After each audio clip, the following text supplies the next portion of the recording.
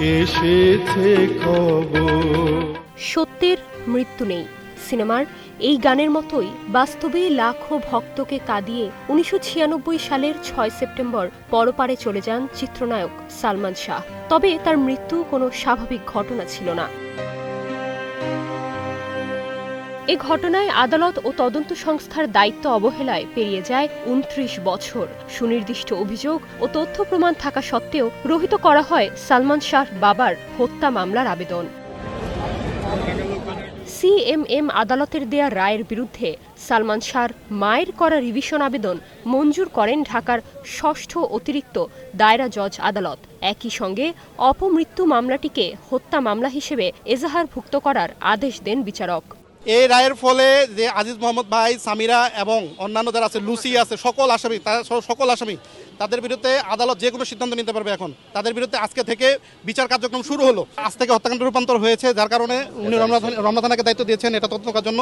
এবং এই বিষয়গুলো যে বিষয়ে আজকে শুনানি হয়েছে, মানে গত তারিখে শুনানি হয়েছে, রিভিশন শুনানি হয়েছে, এই আমার বিজ্ঞ সিনিয়র যে জনাব ফারুক আহমদ, উনি এই বিষয়গুলো তুলে ধরেছিলেন। আজকে ওই বিষয়গুলো নিষ্পত্তি হয়েছে।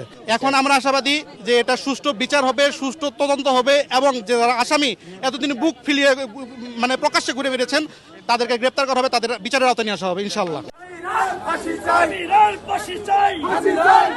এদিকে আদালতের রায়ে সন্তোষ জানান সালমান শাহর মামা আলমগীর কুমকুম। তাৎক্ষণিক প্রক্রিয়ায় ন্যায় বিচারের আশার কথা উল্লেখ করেন সালমান শাহর মা নীলা চৌধুরী। আমার ছেলে আত্মহত্যা করে নাই, আমি প্রথম থেকে বলেছি আমার ছেলেকে খুন করা হয়েছে এবং পরিকল্পিতভাবে খুন করা হয়েছে। আমরা সালমান শাহকে তো পাবো না, কিন্তু যে অপবাদ আমার ছেলেকে দেওয়া হয়েছিল সেটা খণ্ডন হবে ইনশাআল্লাহ।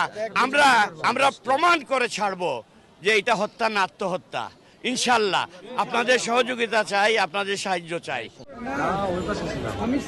এদিন সালমান শাহর রিভিশন মামলার শুনানি করতে সকাল থেকে আদালতে জড়ো হন তার ভক্তবৃন্দরা। রায়ের পর আদালত প্রাঙ্গণে বিশেষ মোনাজাত করেন তারা। হে আল্লাহ, আমাদের মহান আল্লাহ।